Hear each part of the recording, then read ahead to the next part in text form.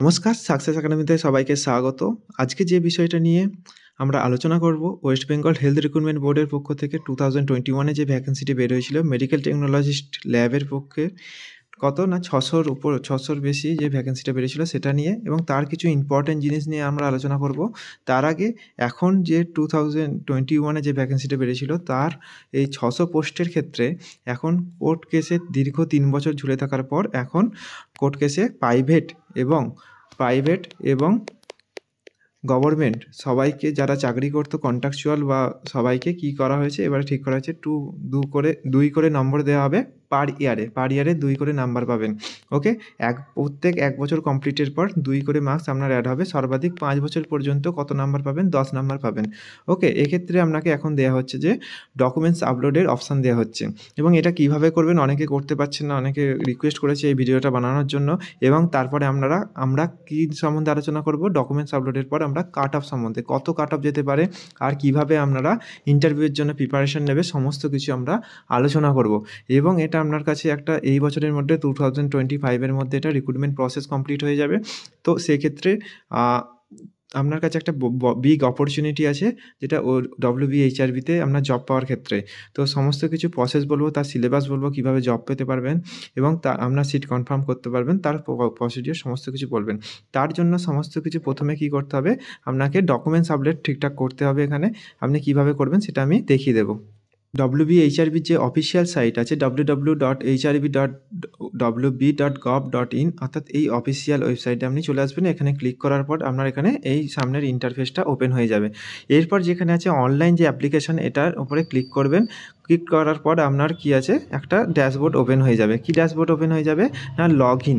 এখানে আপনার log in option চলে আসবে কোথায় না আপনার এখানে। তো এখানে কি করে আসবে সেটা আমি ডিটেলসে দেখিয়ে দিচ্ছি। এই ইন্টারফেসে আসার পর লগ ইন অপশান আসার পর এখানে আপনার শো করবে কি না, শো করবে এখানে কোন পোস্টে আপনি অ্যাপ্লাই করতে চান, মোবাইল নাম্বার, পাসওয়ার্ড সমস্ত কিছু আপনার এখানে দেবে। তো আপনাকে কী করতে হবে, এখানে অ্যাপ্লাইড ফর পোস্ট যেটা আছে সেখানে আপনি ক্লিক করবেন। এখানে যতগুলো রিক্রুটমেন্ট প্রসেস চলছে সেইগুলো হচ্ছে এখানে সব শো করবে। একদম আপনি নিচের দিকে চলে আসবেন, এখানে শো করবে শেষের দিকে দেখুন এখানে RMT যেটা /MT ভেরিয়াস /02/2021 এই যে অপশানটা আছে একদম শেষ থেকে 2 নম্বর অপশানে, এটাতে আপনাকে ক্লিক করতে হবে। ক্লিক করার পর আপনার যেটা রেজিস্টার মোবাইল নাম্বার এবং যেটা পাসওয়ার্ড আছে সেটা আপনার দিতে হবে। যদি মনে হয় কারো পাসওয়ার্ড ভুলে গেছেন, সেখানে আপনি এই যে সেট পাসওয়ার্ড, এই সেট পাসওয়ার্ড অপশানে ক্লিক করবেন এবং ক্লিক করার পর এখানে অ্যাপ্লাইড পোস্ট ফর আপনি একদম নিচে চলে এসে সেই একটাই অপশান আছে আপনার যেটা RMT ভেরিয়াস, সেটা ক্লিক করবেন এবং আপনার মোবাইল নাম্বার দেবেন। মোবাইল নাম্বার দেওয়ার পর আপনার মোবাইল নাম্বারে OTP আসবে অথবা আপনার জিমেল আইডি যেটা রেজিস্টার মেল আইডি সেখানে OTP যাবে। সেটা বসানোর পর আপনার যেটা অ্যাপ্লিকেশন ওপেন হয়ে যাবে। আমি দেখিয়ে দিচ্ছি কীভাবে ওপেন হবে, সেটা আপনি ওপেন করে নেবে। ওপেন করার পর কী করতে হবে আমি ডিটেলসে বলে দিচ্ছি। আপনার সাকসেসফুলি আপনি যে অ্যাপ্লিকেশনটা করেছিলেন সেটা আপনার ওপেন হয়ে যাবে। ওকে, ওপেন হয়ে যাওয়ার পর আপনার ফুল অ্যাপ্লিকেশন, আপনার ছবি, এখানে আপনি কোন পোস্টের জন্য অ্যাপ্লাই করেছেন সমস্ত কিছু কোথায় হবে, শো হবে এখানে। এখানে দেখবেন উপরের দিকে অপশান আছে হোম মেনু, অর্থাৎ এইখানে যেটা হোম মেনু, তারপর রিআপলোড ডকুমেন্ট, স্ট্যাটাস রিপোর্ট, এখানে সমস্ত কিছু শো করবেন। আপনি যদি স্ট্যাটাস রিপোর্ট দেখেন, আপনি স্ট্যাটাস এখানে আপনার দেখাবে যে আপনার অ্যাকসেপ্ট করা হয়েছে, যেটা যেটা অ্যাপ্লিকেশন করেছিলেন সেটা আপনাকে অ্যাকসেপ্ট করা হয়েছে। এরপর যদি আপনাকে কোথায় যেতে হবে, আপনাকে যেতে হবে রিআপলোড যে অপশানটা আছে রিআপলোড, এখানে যেতে হবে। এই রিআপলোড অপশানে যাওয়ার পর কি করবেন, এখানে আপনার শো করবে যে please submit each section individually, এই অপশান শো করবে। ডিজায়ারেবল এক্সপিরিয়েন্স, আপনার যেটা এক্সপিরিয়েন্স আছে এই এক্সপিরিয়েন্সগুলো আপনাকে এখানে অ্যাড করতে হবে। অর্থাৎ আপনাকে সুযোগ দিয়েছে যারা প্রাইভেটে বা কাজ করছেন তাদের এখানে এক্সপিরিয়েন্স ক্যাটাগরি আপলোড করার একটা সুযোগ দিয়েছে। এখানে কি করতে হবে, আপনার এখানে এক্সপিরিয়েন্স ক্যাটাগরি যদি গভর্নমেন্ট এক্সপিরিয়েন্স বা প্রাইভেট এক্সপিরিয়েন্স হয় এটা সিলেক্ট করবেন এবং অর্গানাইজ নাম করবেন, পিরিয়ড কবে থেকে কবে পর্যন্ত হবে এবং এখানে কত পর্যন্ত না, এখানে পিরিয়ড কত পর্যন্ত আপনাকে করতে হবে, কত তারিখ থেকে কত তারিখ পর্যন্ত না, আপনার হচ্ছে যে 2021-এ ফর্ম ফিল আপের যেটা ডেট দিয়েছে তার আগে পর্যন্ত এক্সপিরিয়েন্স ওখানে কাউন্ট করা হবে। তারপরে অর্থাৎ 2021-এর অ্যাপ্লিকেশান ডেটের পর থেকে কিন্তু এটা আপনি সেই এক্সপিরিয়েন্স এখানে গ্র্যান্টেড হবে না। অর্থাৎ 2021-এর আগে পর্যন্ত যে এক্সপিরিয়েন্স আছে সেটাই এখানে আপনি আপলোড করতে পারবেন। ওকে, সেক্ষেত্রে সেইটা দেখে আপনি এখানে আপলোড করবেন। এখানে জাস্ট আপনার হচ্ছে চুজ ফাইল করবেন, আপনাকে এখানে চুজ ফাইল করবেন। কী চুজ ফাইল করবেন? যেটা আপনার এক্সপিরিয়েন্স সার্টিফিকেট এবং আপনার জয়েনিং লেটার দুটোকে একসঙ্গে কম্বাইন করবেন। কম্বাইন করে এখানে আপলোড করতে হবে। না কোথায় না, এখানে এই যে অপশান চুজ ফাইলে একটা ডকুমেন্টস বানাবেন, ডকুমেন্টস বানিয়ে এটা আপলোড করে দেবেন। যদি আপনার মাল্টিপল জায়গাতে অর্গানাইজেশনে কী থাকে না, এক্সপিরিয়েন্স থাকে, কোথাও 1 বছর, কোথাও 2 বছর, 3 বছর, আস্তে আস্তে প্রত্যেকটা এখানে হচ্ছে যে রোতে আপনি একটা একটা করে এখানে চুজ করতে থাকবেন। এত তারিখ থেকে এত তারিখ পর্যন্ত আপনি পরপর যেটা সিরিয়াল অনুযায়ী, অর্থাৎ ওল্ডগুলো আগে যে দেবেন এবং যেটা লাস্ট পর্যন্ত এবং পুরানো থেকে নতুন পর্যন্ত আসবেন এক্সপিরিয়েন্স, ঠিক আছে? লাস্টে যেটা রিসেন্ট এক্সপিরিয়েন্সটা লাস্টে হবে। ওকে, আপনার এইভাবে আপলোড করবেন। আপলোড করার পর এখানে ফাইনালে আপনাকে সাবমিট করে দিতে হবে, তাহলে সাবমিশন হয়ে যাবে। সাবমিশন হলে অর্থাৎ আপনার যত বছর এক্সপিরিয়েন্স তত বছরের জন্য আপনি প্রত্যেক বছরের জন্য 2 নাম্বার করে আপনি এক্সট্রা পাবেন।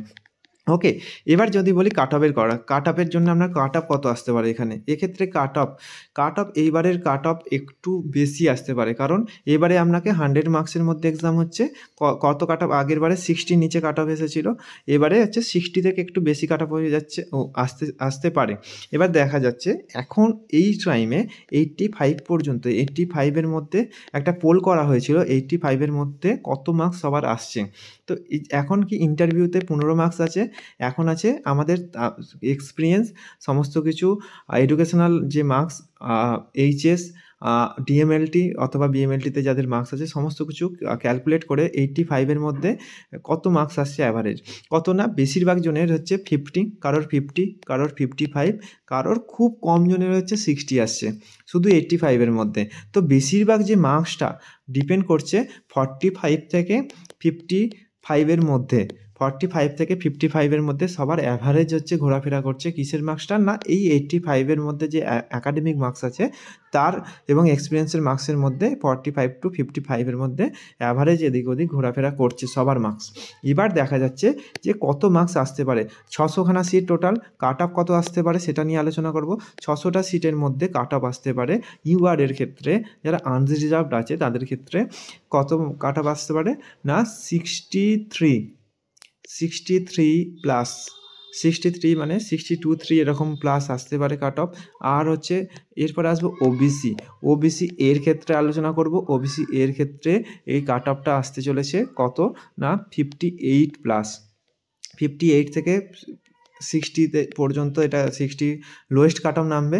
ওকে, আর কত না এরপর ওবিসি বি এর আমি কাট অফ আলোচনা করব। ওবিসি বি এর একটু এখানে 60 প্লাস কাট অফ আসতে চলেছে, 60 প্লাস কাট অফ আসতে চলেছে ওবিসি বি এর ক্ষেত্রে।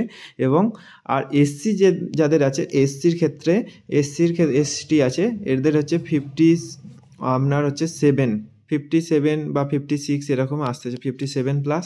আর কাদের না, আর এসটির ক্ষেত্রে অনেক কম কাট অফ আসবে, সেটা নিয়ে চিন্তা করার কোনো না, 50 থেকে 52 হয়তো কাট অফ আসবে, এরকম এসটির জন্য খুব কম কাট অফ আসবে। এবার দেখা যাচ্ছে যে এই একটা কাট অফ হতে চলেছে, এবার +2 প্লাস -2 এরকম আশেপাশেই কাট অফ আসবে, খুব যে বেশি কাট অফ আসবে খুব যে কম কাট অফ আসবে এরকম কোনো ব্যাপার না। অর্থাৎ যাদের মার্কস হচ্ছে কত বেশি আছে না মোটামুটি 50 থেকে 55 আছে, বা 48 আছে বা কিছু বলবো, যাদের সবার ক্ষেত্রে তাদের হচ্ছে একটা ক্রুশিয়াল, তাদের ইন্টারভিউর উপর মার্কসটা অনেক ডিপেন্ড করছে। কেউ 50 পেলো, ইন্টারভিউতে 13 পেয়ে গেল বা 12 পেয়ে গেল, ঠিক আছে, সেক্ষেত্রে তাদের একটা ভালো সুযোগ আছে ইউআরে চান্স পাওয়ার ক্ষেত্রে। বা 50 পেলো কেউ, সেটা হচ্ছে আনরিজার্ভডে 60ও আসতে পারে কাট অফ, এটা ডিপেন্ডস করছে ইন্টারভিউয়ের নাম্বারের উপর সবার কীভাবে। এখন এবার ইন্টারভিউয়ের নাম্বার ডিভিশন কীভাবে হচ্ছে, কীভাবে তোমার ইন্টারভিউর প্রেজেন্টেশন হচ্ছে তার উপর সম্পূর্ণ ডিপেন্ড করছে নাম্বার। এবার কেউ যদি 50 পায়, তার সঙ্গে টোটাল মার্কস 50 হলো, তার সঙ্গে সেই ইন্টারভিউতে পেলো 12, তার একটা চান্সেস আছে 62 পাওয়া, মানে আনরিজার্ভডের ক্ষেত্রে WBHRBতে সুযোগ পাওয়ার ক্ষেত্রে। আর কারোর যদি আমি এবার বলি, কারোর যদি 55 আছে তাকে একটু ভালো পড়াশোনা করলে 9 বা 8 কেউ পেলো ইন্টারভিউতে, তার একটা ভালো সুবর্ণ সুযোগ আছে যে এখানে 63 হচ্ছে, তার একটা চান্সেস পাচ্ছে, এইচআরবিতে চাকরি পাওয়ার একটা চান্সেস পাচ্ছে। এমন আছে যারা এসসি আছে, ক্ষেত্রে এসসিদের একটা ভালো সুযোগ আছে, কেউ 52 পেলো, তার একটা ইন্টারভিউতে 8 পেলো, 60 আছে, তার একটা ভালো সুযোগ আছে। সেক্ষেত্রে এসসির ক্ষেত্রে একটা ভালো সুবর্ণ সুযোগ আছে সে চান্স পাওয়ার। এবার ইন্টারভিউ কীভাবে প্রিপারেশান নেবে? ইন্টারভিউতে কী করা হয় না, বেসিক কোশ্চেন আপনাকে প্রথমে জিজ্ঞেস করে। প্রথমে আপনার নাম জিজ্ঞেস করার পর আপনি কোথায় কাজ করছেন সেটা ডিটেলস জানবে, আপনি কোন ফিল্ডে আছেন। কেউ ধরো হিস্টোপ্যাথোলজিতে কাজ করছেন, কেউ বা মাইক্রোবায়োলজিতে কাজ করছেন, কেউ বা সাইটোপ্যাথোলজিতে কাজ করছেন, তার উপর থেকে বেসিস করে কোশ্চেন ধরা হয় আপনার। ওকে, মেনলি তো তার উপর কোশ্চেন যখন ধরা হচ্ছে আপনাকে, আপনি যে ফিল্ডে কাজ করছেন তার একদম সেই ফিল্ডের আপনার নলেজটা যেন পুরো হয়, 100% নলেজ থাকে। এমন না আপনি ইন্টারভিউ বোর্ডে গিয়ে বলে দিলেন আপনার নাম্বার, আমি কাজ করছি মাইক্রোবায়োলজিতে, আপনি মাইক্রোবায়োলজির 4টে গ্রাম নেগেটিভ ব্যাকটেরিয়ার নাম বলতে পারছেন না বা গ্রাম পজিটিভ ব্যাকটেরিয়ার নাম বলতে পারছেন না। সেক্ষেত্রে ইন্টারভিউয়ার যে আছে তাকে আপনি 15তে তখন 2-3 দেবে আপনাকে। সেক্ষেত্রে আপনি যতই এখানে 55 পেয়ে থাকেন, সেখানে 2-3-এ 58 পাচ্ছেন, আপনার সেখানে না চান্স পাওয়ার প্রবলতা বেশি। তো সেখানে আপনার ডিপেন্ড করছে ইন্টারভিউটার নাম্বারটাও এখানে ম্যাক্সিমাম ভ্যারি করছে। আপনার সিলেকশন হচ্ছে WBHRBর ক্ষেত্রে। তো কীভাবে প্রিপারেশান নেবেন? আপনি যে ফিল্ডে আছেন সেই ফিল্ডে, অর্থাৎ যে আপনি হচ্ছে বায়োলজিতে থাকলে মাইক্রোবায়োলজিটা একদম ভালো করে 100% ভাবে প্রিপারেশান নেবেন।